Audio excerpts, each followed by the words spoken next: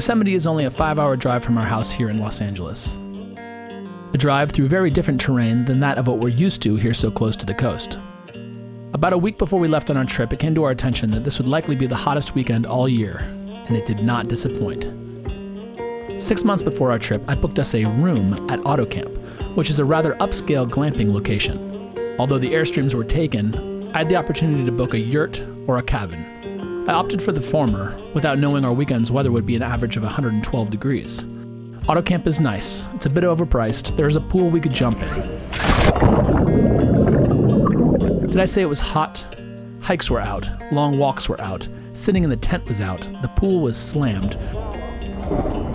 There was really only one thing you can do in Yosemite when it's this dang hot out.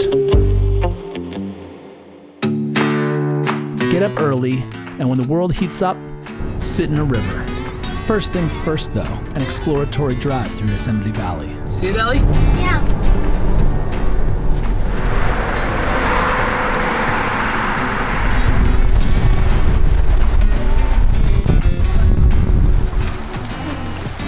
Look at that water. It's high.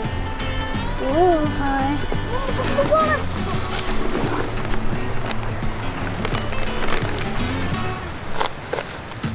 It had been a long drive, and it was starting to get hot.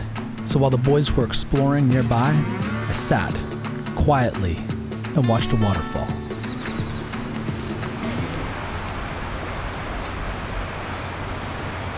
We made it. Breathe. Okay, it's getting too hot. Let's get to the river.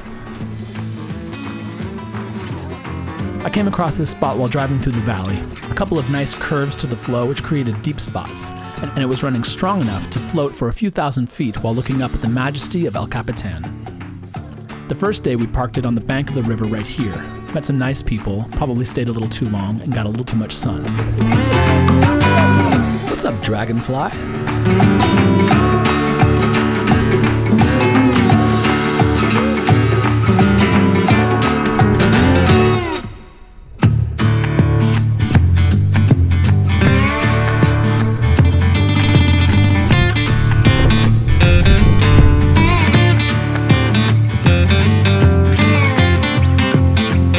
The next day we planned better, brought better lunches, more bevies, or beverages for those of you who didn't get it.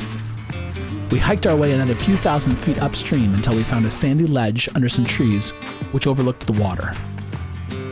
We played till we got hungry, we ate till we were tired, we lay down and watched the sun and clouds move across the sky, cloud after cloud colliding with the massive rock formation in front of us, slowing until our breath and light breeze is all we could hear.